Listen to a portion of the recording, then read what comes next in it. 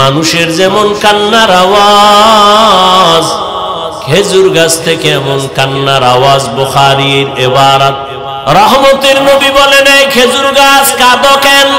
খেজুর গাছ বলেন, ইয়া রাসূলুল্লাহ, আপনার বিরহের বেদনায় কান্না করি। কি চাও? আমি দোয়া করে দিব, তুমি আবার তাজা হয়ে যাইবা, আবার তোমার মধ্যে খেজুর আসবে, উম্মতেরা খেয়ে দোয়া করবে। কয় না না, কি চাও? ও রহমতের নবী আমার, এখানে আমারে জানাজা পড়াবেন, এখানেই দাফন করবেন, কিয়ামতের দিন আমি আপনার সাথে জান্নাতে থাকব। উস্তুনে হান্নানা আজ হজরে রসূল, নালামি জাদ হামচুয়ার বাবু উকুল। মারা গেছে, কথা বলতে পারে না, আল্লাহর কুদরতে পারেনি। এই বিশ্বাস যারা রাখবে তারা মুমিন, যারা অবিশ্বাস করবে তারা বেঈমান। আল্লাহ তাআলা তার বিশেষ কিছু বান্দাদেরকে আলাদা পাওয়ার দান করেন। এই পাওয়ার দুনিয়ার অন্যকে আল্লাহ দান করেন না। এই পাওয়ারের নাম কোরআনের ভাষায় হলো ফুরকান, হাদিসের ভাষায় এই পাওয়ারের নাম ফেরাসাত। ইয়া আইয়ুহাল্লাযীনা আমানু ইন তাত্তাকুল্লাহ ইয়াজআল লাকুম ফুরকানা। قال رسول الله صلى الله عليه وآله وسلم اتقوا فراسة المؤمن فإنه ينظر بنور الله। ফেরাসাতের পাওয়ার। ও বান্দা, তুমি যা দেখো, পাওয়ারওয়ালারা অনেক কিছু দেখেন, তুমি দেখো না। পাওয়ারওয়ালা যারা, এরা আল্লাহর প্রিয় বান্দা, চোখের নজর দিয়া দেখে না, আল্লাহর দেওয়া নূরের আলো দিয়া তারা দেখেন। খলিফাতুল মুসলিমিন ওমর ফারুক রাদিয়াল্লাহু তাআলা আনহু খুতবা পড়তেছেন, হঠাৎ খুতবার মাঝখানে অপ্রাসঙ্গিক একটা আওয়াজ দিলেন, ইয়া সারিয়াতাল জাবাল, ইয়া সারিয়াতাল জাবাল, ইয়া সারিয়াতাল জাবাল। এই সারিয়া, পাহাড় পাহাড় পাহাড়। ওমর আওয়াজটা দিছেন যেখানে, সেখান থেকে সারিয়া 2000 কিলোমিটার দূরে। जिंदगी में बंदगी तो करना है, जिंदगी में बंदगी तो करना है, जिंदगी बे बंदगी शर्मिंदा है, जिंदगी बे बंदगी शर्मिंदा है। यहाँ हम सब मुसाफिर, दिल ना लगा, अहले दिल की नजर से रूह करता जा। यहाँ हम सब मुसाफिर, दिल ना लगा, अहले दिल की नजर से रूह करता जा। शाह दौलत सब फकीर गर नेक नहीं, शाह दौलत सब फकीर गर नेक नहीं, जिंदगी में बंदगी तू करना है, जिंदगी में बंदगी तू करना है, जिंदगी बे बंदगी शर्मिंदा है, जिंदगी बे बंदगी शर्मिंदा जिंदगी में बंदगी कुन बंदगी बंदगी बे जिंदगी शर्मिंदगी। দুনিয়ার বিবেক যেটা বলে হবে না, আমার আল্লাহর কুদরতে সেটা। আল্লাহ বলবেন হাত কথা বল, হাত সাথে সাথে আওয়াজ দেওয়া শুরু করবে। কেমনে বলবে, কোথায় তার মুখ, কোথায় তার জিহ্বা, আওয়াজটা কেমন, এটা সব কুদরতের ব্যাপার। হাত আল্লাহর সামনে কথা বলবেন, ও দয়ার মালিক তুমি হাতটা দিছো যেই কাজের জন্য সে ডিউটি বান্দা করে নাই। হাত দিয়া মা বাবার খেদমত করবে, করে নাই। হাত দিয়া বান্দা কোরআন ধরে ধরে পড়বে, পড়ে নাই। হাতের দ্বারা বান্দা নেক আমল করবে, করে নাই। বরং এই হাত আলেমের বিরুদ্ধে আঙ্গুল ব্যবহার করেছে, মোবাইলে বিরোধিতা করেছে। হাত দিয়া বান্দা গুনার দিকে কাজ করেছে। আল্লাহ বলবেন চোখ তুমি বলো। চোখ বলবে হে মালিক তুমি যেই দেখার জন্য চোখ দিছো এই বান্দা তা দেখে নাই। চক্ষু দিয়া মা বাবা দেখবে সওয়াব, এই চোখ দিয়া উলামায়ে আহলে হক দেখবে সওয়াব। এই চক্ষু দিয়া কোরআন তাকায় তাকায় দেখবে সওয়াব। এই চোখ দিয়া আল্লাহর ঘর বাইতুল্লাহ তাকায় দেখবে সওয়াব। বান্দা মা বাবা দেখে না, আলেম দেখে নাই, কোরআন দেখে নাই, বাইতুল্লাহ দেখে নাই, দরওয়াজা জানালা বন্ধ করে তোমার এই গোলাম মোবাইল হাতের মধ্যে নিয়া সারাটা রাত কবিরা গুনাহ কবিরা গুনাহ কবিরা গুনাহ দেখে দেখে সারা রাত কাটিয়েছে না। এর যুবক একটু চিন্তা করো, আল্লাহ তাআলা পশুকে আল্লাহ ভালো মন্দ যাচাই করার জ্ঞান দেন নাই, মানুষকে দান করেছেন। একটু চিন্তা করো, আয়নার সামনে তাকাও, তোমার চেহারাটা কেন এত নষ্ট? চেহারার মধ্যে কেন নূর নাই, আলো নাই, আকর্ষণ নাই? একমাত্র কারণ সারা রাত মোবাইল দেখে দেখে চেহারার নূর তুমি নষ্ট করে ফেলেছো। শুধু কি তাই, এই এক মোবাইল হাতে নেওয়ার কারণে নিজে নিজে নিজের জীবনটাকে ধ্বংস করে ফেলতেছো, খবর নাই। কেউ যদি তোমারে বুঝায় তুমি বুঝো না, বরং উল্টা তার বিরোধিতা করো। অথচ তুমি একটা ছুরি নিয়ে যদি নিজের কল্লা কাটো, এটাও তোমার যেমন খারাপ লাগার কথা। মোবাইল হাতে নিয়ে নিজের জীবন নিজে ক্ষতি করো, এটাও তো তোমার বোঝা উচিত। আজকে বাসায় গিয়া গুগলে সার্চ দিয়ে দেখবি টাচ মোবাইল চালাইলে দেখলে শরীরের অঙ্গ প্রত্যঙ্গের কি কি ক্ষতি হয়। আমি বলি তুমি শুনে যাও, তারপরে গুগলে গিয়া মিলাও। এই মোবাইলের কারণে হসপিটালে গিয়া তাড়াতাড়ি চেক আপ করে দেখো, এই মোবাইল তোমার কিডনি ড্যামেজ করে দিতেছে, খবর নাই। এই মোবাইলের কারণে তোমার হার্ট দুর্বল, ব্রেন দুর্বল, চোখের পাওয়ার চলে যায়, কানের পাওয়ার চলে যায়। দেখো না, আগের তুলনায় মাথা ব্যথা বেড়ে গেছে, বুকে ব্যথা বেড়ে গেছে, স্ট্রোকের রোগী বেড়ে গেছে। ভালো মানুষ রোগ নাই, হঠাৎ করে মরে যায় কেন? বলে অ্যাটাক করেছে, স্ট্রোক করেছে। এরে আল্লাহর বান্দা, এই মোবাইলের কারণে তোমার চরিত্র শেষ, লেখাপড়া শেষ। এই মোবাইলের কারণে কত সন্তান মায়ের সাথে বেয়াদবি করেছো, বাবার সাথে বেয়াদবি। এই মোবাইলের কারণে শিক্ষকের সাথে বেয়াদবি করেছো, এই মোবাইলকে কেন্দ্র করে আলেমের সাথে বেয়াদবি করেছো।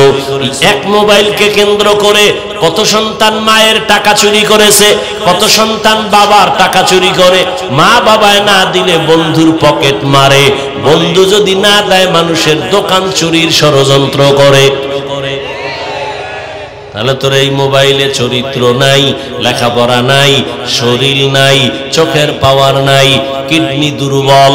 এক কথায় তোর মধ্যে এখন কিছুই নাই, আছে একটা রুহু। আজরাইলেটা নিয়ে গেলে তুইও নাই। বুঝানোর কথা বুঝাই গেলাম, মানবা কিনা সে দায়িত্ব তোমার। বুঝানোর দরকার, বুঝাই গেলাম। হেদায়েতের মালিক তো আল্লাহ। ওরে কপাল যদি পুড়ে যায় রে যুবক,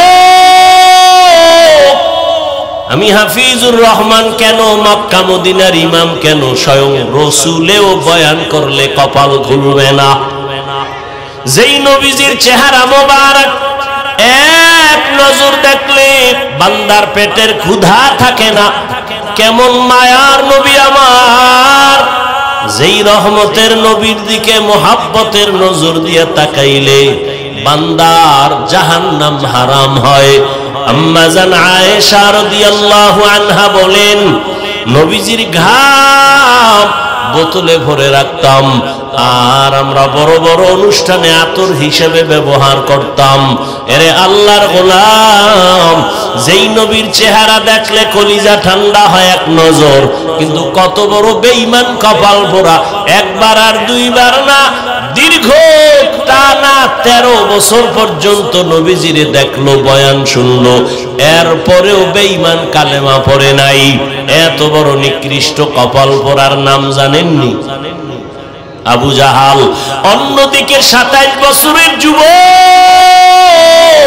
তরবারি নিয়ে দৌড়ায় আমার নবীর গর্দান কাটার জন্য।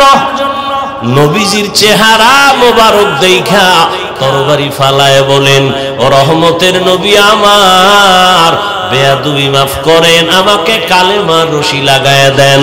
27 বছরের যুবক নবীর হাতে কালেমা পড়িয়া তরবারি হাতে নিয়ে দাঁড়ায় বলে, বেঈমান, সাহস থাকলে এই বান্দার তরবারির সামনে দাঁড়াও।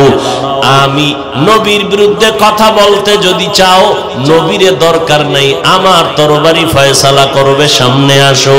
এই কফালওয়ালা 27 বছরের যুবককে জানেননি? এর নাম কফাল। এর নাম কি? কফাল। 13 বছর দেখছে, এরপরও কালেমা পড়ে না, আর 27 বছর বয়সে নবীকে দেখিয়া জবাই করতে এসে কালেমা পড়ে ফেললো। এই জন্য কপাল যদি পুড়ে যায়, আমার বয়ানও কাজ হবে। এত মানুষ এখানে, মাঠ ভরা, দাঁড়ানোরও সুযোগ নাই, এত মানুষ। বাসায় যায় বলবে, ও অনেক লোক হইছে, কি লাভ হবে তোমার চাপাবাজি করলে যদি ফজরে মসজিদ থাকে খালি? কি এত মানুষ এখানে, অনেক আশেকে রসুল ফজর পড়ে নাই, জোহর পড়ে নাই, আসর পড়ে নাই, মাগরিব পড়ে নাই, এশা পড়বে কিনা তাও জানা নাই। আল্লাহ হেদায়েত দান করেন। এরে আমার যুবক বাবা, অনেক দিন পর্যন্ত এই প্রোগ্রামের প্রচারণা চলছে, অনেকে আসবো আসবো বলিয়া আসতে পারে নাই। আর ওই বান্দা যদি শরীয়তের কোনো কারণে আসতে না পারে, আল্লাহ তাকে পুরো সওয়াব দান করবেন। আর একদল কপাল পোড়া এমন এসেছে ওয়াজের প্যান্ডেলে, কিন্তু প্যান্ডেলে ঢুকতে পারে নাই। এরা কই? মহিলা প্যান্ডেল তাওয়াফ করে, আর দোকানে আড্ডা দেয়, আর কবিরা গুনাহ করে। কি দেখছেননি কারবার? আল্লাহর কুদরতটা কেমন! এটা বেহেশতের বাজার, পাশে জাহান্নামের বাজার। কি আচ্ছা, ওয়াজ উপলক্ষে মার্কেট হবে কেন, দোকান হবে কেন? অনেক দূরের মানুষের একটু চা বিস্কিটের দরকার, দুই একটা চা বিস্কিটের দোকান থাকবে। খেলনার দোকান কেন, বেলুনের দোকান কেন? ওখানে আবার মেয়েরা ঢুকবে কেন, যুবকেরা ঢুকবে কেন? ওখানের এই কবিরা গুনার দায়ভার কারা নিবে? বইলা গেলাম, মানবা কিনা সে দায়িত্ব তোমার। সারা বাংলাদেশের হালাত বড় খারাপ। ও যে আইয়া কপাল ভরা বেলুন কিনছে, বেলুন, প্লাস্টিকের মাছ, কান্দে লয়ে ঝুলতে ঝুলতে বাড়ি যায়। ম্যাডাম জিগাইব, অজেতে কি নিয়ে আইছো? যে মোনাজাতে বেলুন কবুল হয়ে গেছে। আপনারা হাসেন, কত বড় নির্লজ্জ বেহা! আপনারা হাসেন, আবার লজ্জা থাকলে কান্না করা উচিত। আমি হাসির ওয়াজ করি নাই, হাসির কথা বলি নাই। এটা এমন একটা প্যান্ডেল, রসুলের হাদিস, এখানে বসার সাথে সাথে গুনাহ মাফ। এইরকম একটা পবিত্র প্যান্ডেলের পাশে আবার জাহান্নামের বাজার হবে, সেখানে বেপরদা নারী ঢুকবে, যুবক যুবতী ঢুকবে, কিচ্ছু বলা যাবে না। জাতির কপাল এত খারাপ, বলে প্রয়োজনে বক্তা বাদ দাও, আমগো আকাম বাদ দিব না। বলবে এত হুজুর ওয়াজ করলো কারো লাগলো না, ওনার এত লাগলো কেন? বাদ দে এই হুজুর, আমগো আকাম চলবে। এ জাতির কপাল চূড়ান্ত খারাপের দিকে চলছে। কে বলবে এই কথা, কে শুনবে এই কথা, কে মানবে এই কথা? কেন এত সুন্দর বেহেশতের বাগান, যেখানে বসলেই গুনাহ মাফ, যেখানে চোখের পানি ফেলে দোয়া করলে কবুল, সেই বেহেশতের বাগানের পার্শ্বে কেন জাহান্নামের বাজার হবে, বেপরদা নারীর আড্ডা হবে, খেলনার দোকান হবে? কারণ কি? আল্লাহ হেদায়েত দান করুন, আল্লাহ হেদায়েত দান করুন, আল্লাহ হেদায়েত দান করুন। ওজে আসছেন, দোকানে গেছেন কেন? মহাদেবপুর দোকান নাই, তো এখানে কেন দোকানদারি? কেনাকাটার জন্য সেই মার্কেটে যাবেন, এখানে কেন? এখানে আসবেন কোরআনের বয়ান শুনতে, এখানে আসবেন গুনাহ মাফ করার জন্য, কান্না করতে আসবেন। এখানে মাস্তানি কেন? ভাইরা আমার, আল হায়াউ শুবাতুম মিনাল ঈমান। একটা ঘরের মধ্যে 3-4টা রুম আছে, এক রুমে আছে মা বাবা, আর এক রুমে ছেলে, আর এক রুমে মেয়ে। সারা রাত মোবাইলে চলে জিনা জিনা জিনা জিনা। স্বামী আর স্ত্রী সারা রাত মোবাইল, মেয়ে আর এক রুমে মোবাইল, ছেলে আর এক রুমে মোবাইল। ওরে ঘুমের থেকে ওইটা দেখতে তোর চেহারা শুকর করে দিয়েছেন আল্লাহ, দেয় না কেন? একমাত্র মুহাম্মদের উম্মত হওয়ার কারণে। না হয় ঘুমের থেকে ওইটা দেখতে চেহারা কুকুরের মতো হয়ে গেছে। সারা রাত গুনাহ করবি আর আল্লাহ কিছু করবে না, শুধু মুহাম্মদের উম্মত হওয়ার কারণে আল্লাহ ওয়াদা করছেন চেহারা পাল্টাবেন না। না হয় পাল্টায় দিতেন, ঘুমের থেকে উঠে দেখতা চেহারা শুকরের মতো হয়ে গেছে, কুকুরের মতো হয়ে গেছে গুনার কারণে। আল্লাহ হেদায়েত দান করুন।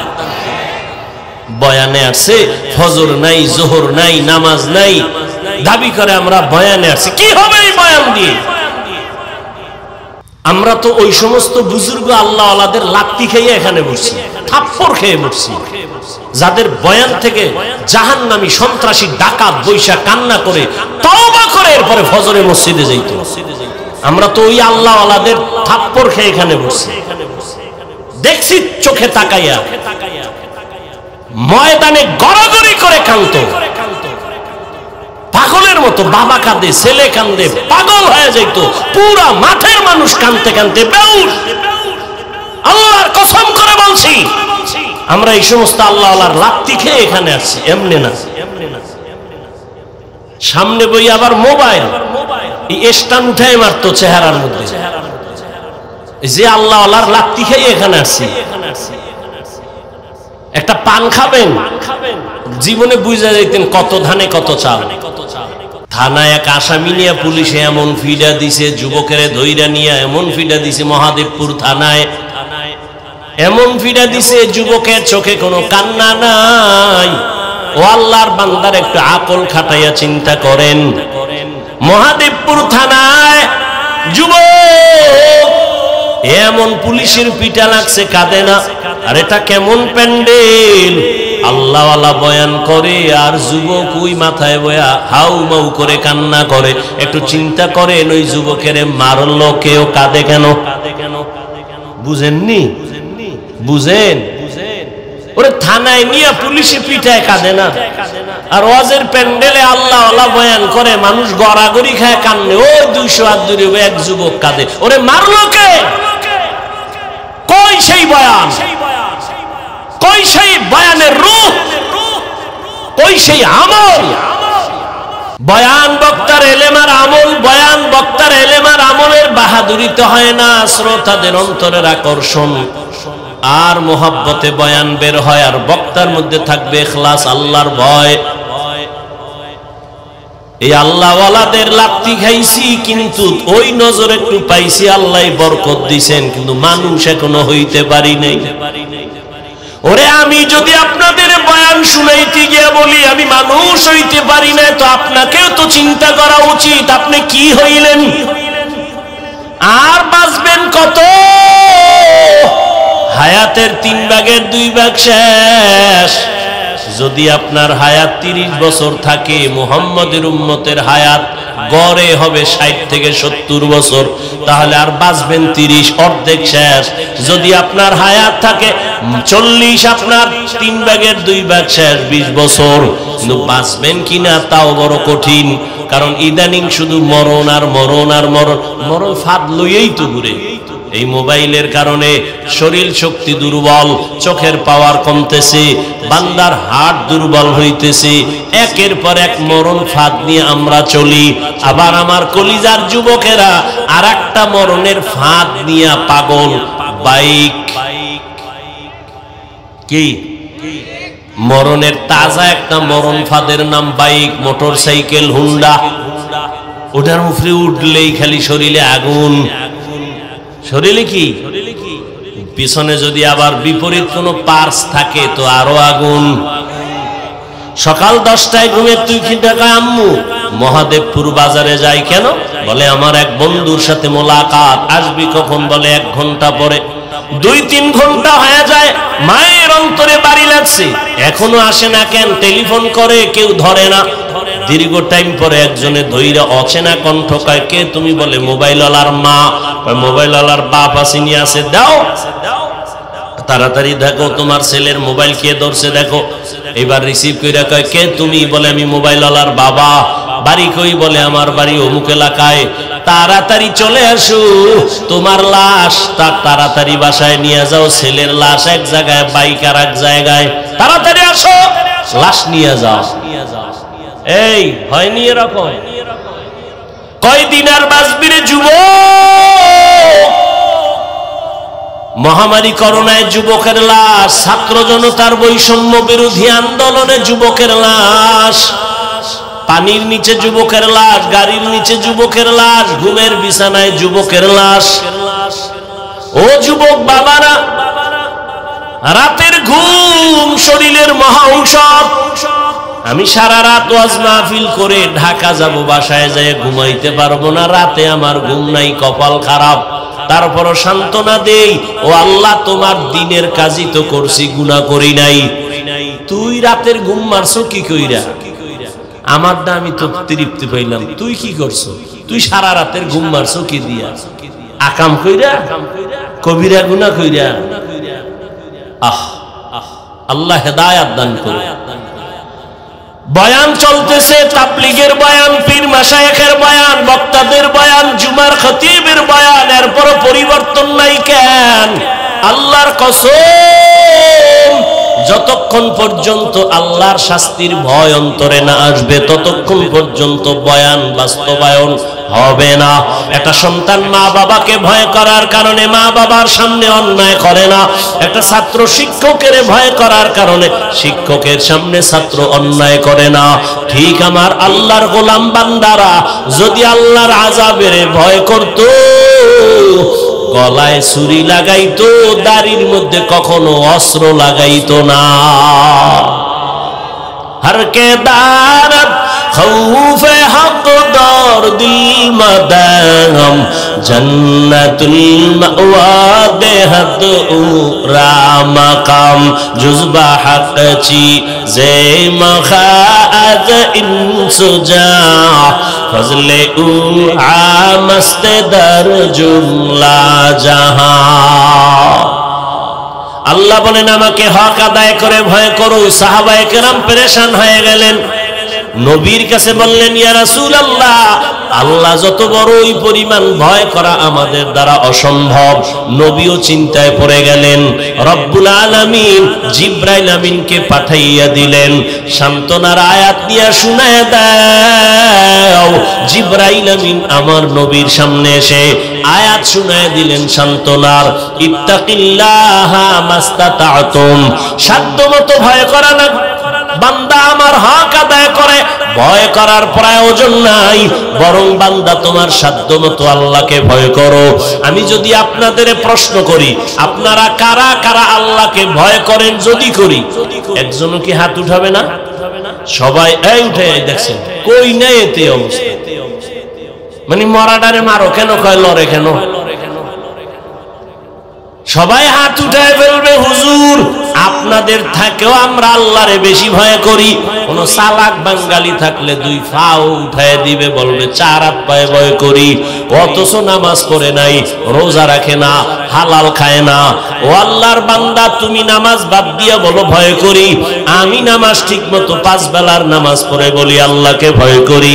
আমি দাড়ি রেখে বলি আল্লাহকে ভয় করি। তুমি দাড়ি না রেখে বলো আল্লাহকে ভয় করি। আমি হালাল খাইয়া বলি আল্লাহকে ভয় করি। তুমি হারাম খাইয়া বলো আল্লাহকে ভয় করি। দোনো ভয় কি সমান? আসলে তোমার মধ্যে আল্লাহর ভয় নাই। যদি ভয় থাকতো জীবন গেলেও তুমি হারাম খাইতে পারতা না। আল্লাহর ভয় কেমনে আসবে? ভয়ের নাম তাকওয়া। একমাত্র আল্লাহওয়ালাদের নেক নজর লাগাও। আল্লাহওয়ালাদের নজরের মধ্যে পাওয়ার আছে, পাওয়ার। এই পাওয়ার আর কারো নজরে নাই। এরে কষ্ট হইতেছে আপনাদের? একটা গাঞ্জাখোরের নজরেও পাওয়ার আছে, আছে না? একটা দুধের বাচ্চা হঠাৎ এক গাঞ্জাখোর নজর দিয়ে কয় এত সুন্দর ফুটন্ত গোলাপ। বাচ্চা অসুস্থ, শুকায় যায়, খায় না। ডাক্তার বলে কোনো রোগ নাই।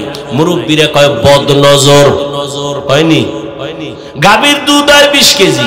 ও একদিন দেখে কয় এত দুধ গাভীর। পরের দিন থেকে 3 কেজিও নাই। আপনাদের এলাকায় কদু গাছ লাগায় না? কদু গাছের মাঝে মাঝে দেখবেন, মাঝে মাঝে দেখছেন নি কোনদিন যে জুতা টানায়? দেখছেন? কেন? জুতা বরকতের জিনিস, নমরুদের গালে লাগছে। এই জুতা টানাইলে কদু বড় হবে, পোকা হবে না। এই জন্য তো। কেন জুতা টানায় জানেন? কার বদনজর? পিসা বুজুরে, কোন আলেমের? বেআমলওয়ালা বেনামাজি গাঞ্জাখোরের নজরে যদি পাওয়ার থাকে, একজন তাহাজ্জুদওয়ালা জিকির করনেওয়ালা মুত্তাকি তার চোখের নজরে কেন পাওয়ার হবে না?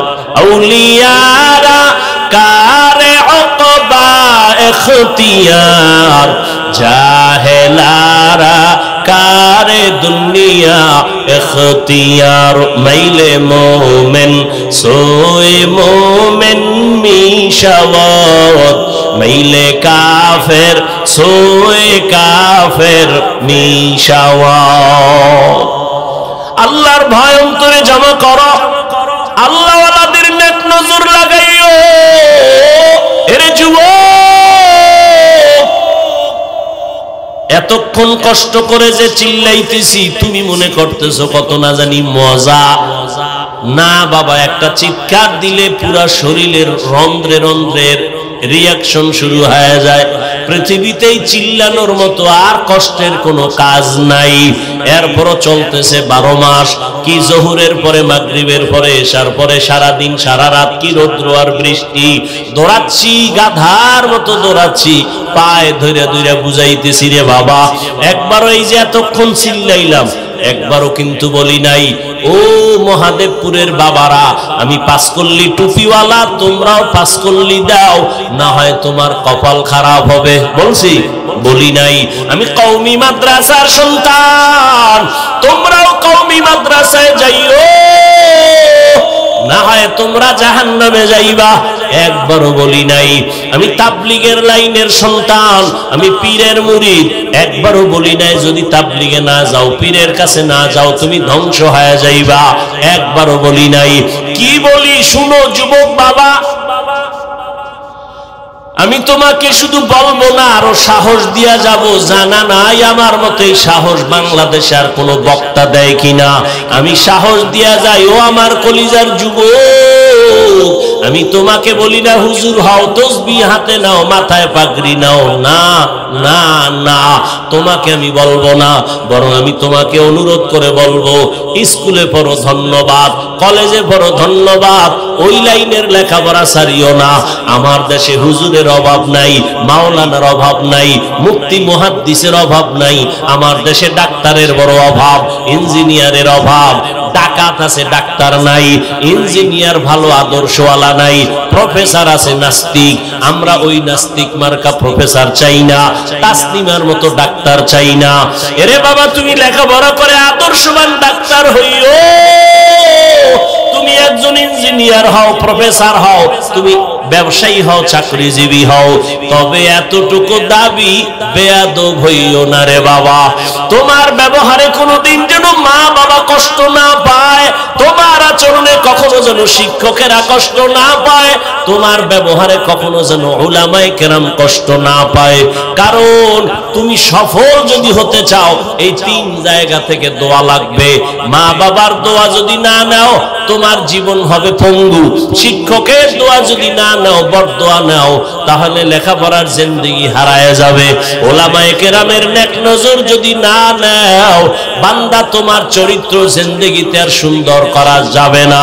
অতএব মা বাবার দোয়া নিয়া, শিক্ষকের দোয়া নিয়া, উলামায়ে কেরামের পরামর্শ নিয়া ডাক্তার হও, ইঞ্জিনিয়ার হও, প্রফেসর হও, ব্যবসায়ী হও, চাকরিজীবী হও, তোমার মতো সফল বান্দা দুনিয়ায় থাকবে না।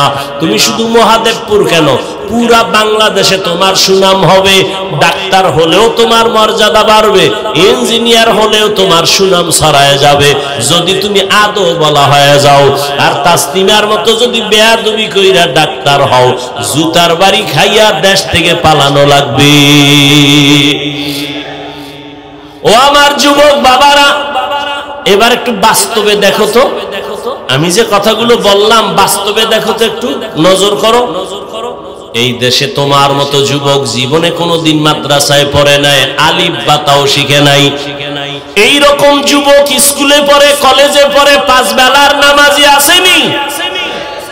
তোমার জীবনের জন্য এটা আমার শেষ বয়ান। ও যুবক, বাসায় গিয়া দরজা জানালা বন্ধ করে বালিশে মাথা লাগায় একা একা 1 মিনিট চিন্তা করবি যে আমার মতো যুবক স্কুলে কলেজে পড়িয়াও যদি নামাজ পড়ে, তোর কপালে কার অভিশাপ লাগাইছো, কার বরদোয়া লাগাইছো যে তুমি কেন পারো না? জবাব দাও রে যুবক। আর কয়দিন তোমার হায়াত? আজকে তুমি সুস্থ বসে আছো, গত বছর বয়ান চলছে, বড় চলতে, আগামী তো চলবে, কিন্তু তুমি এই মাঠে আর আসতে পারবা না। না জানি আমার মাওলা মাটির নিচে নিয়ে যায়। কয়দিন আর বাহাদুরি করবা? সুস্থতা তোমার গ্যারান্টি না বাঁচার। অনেক অসুস্থ রোগী বেঁচে গেছে, সুস্থ মানুষটা সামনে মরে গেছে। অতএব যুবক বাবা, এতটুকু বুঝাও, তোমার মতো যুবক রাস্তায় গাড়ি চালায়, 5 বেলার নামাজ পড়ে, বলো বাবা তুমি কেন পারবা না? তোমার মতো যুবক র্যাব, আর্মি, পুলিশ, বিডিআরের চাকরি করে, 5 ওয়াক্ত নামাজি দাড়িওয়ালার অভাব নাই, বলো তুমি কেন পারো না? তোমার মতো যুবক ময়দানে কৃষি কাজ করে, নামাজ ছাড়ে না, তুমি কেন পারো না? আল্লাহ বিবেক দিছে, প্রশ্ন করো। তোমার মতো যুবক doctor, professor, engineer, OC, DC, SP, নামাজি, তুমি কেন পারবা না?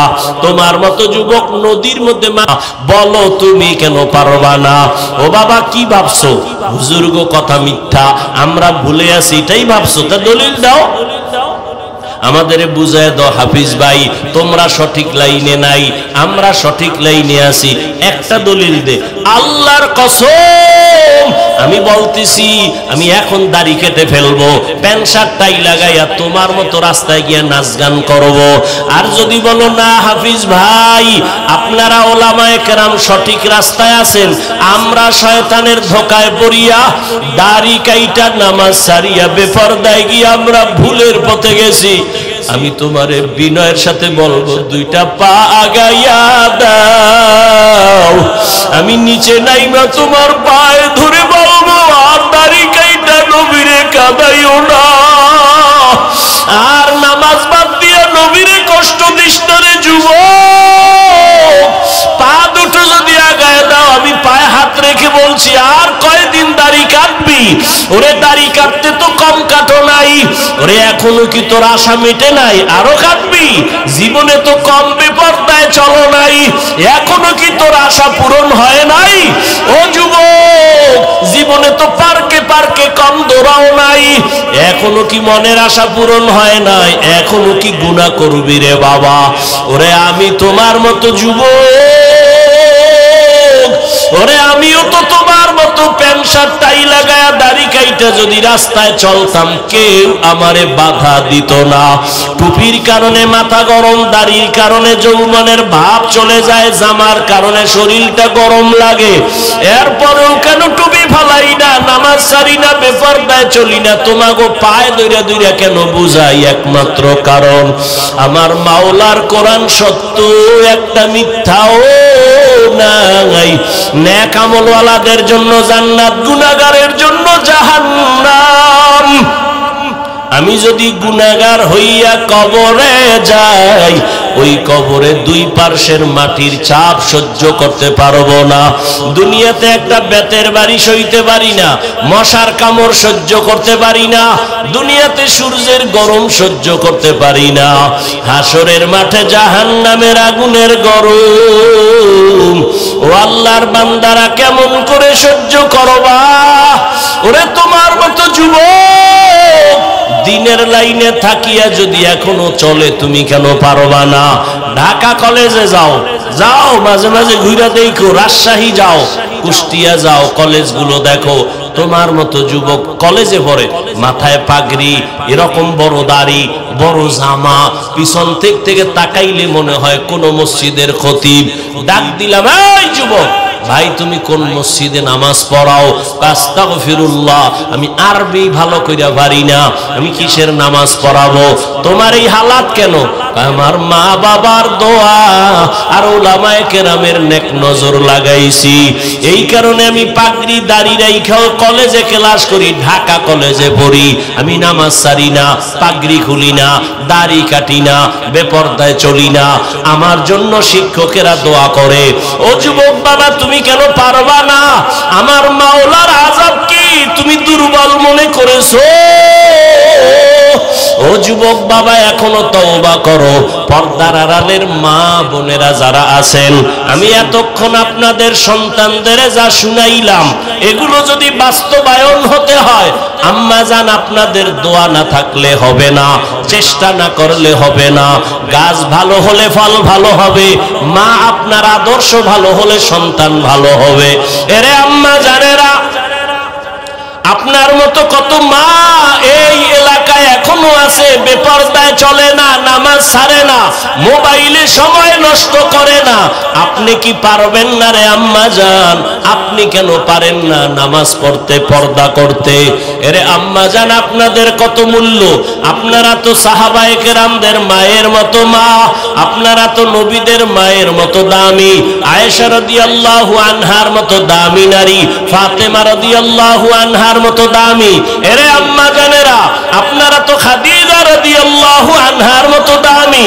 এরে আম্মা জান আপনারা তো ইসমাঈল নবীর মা হাজেরা আলাইহাস সালামের মতো দামি, ঈসা নবীর মা মারিয়াম আলাইহাস সালামের মতো দামি।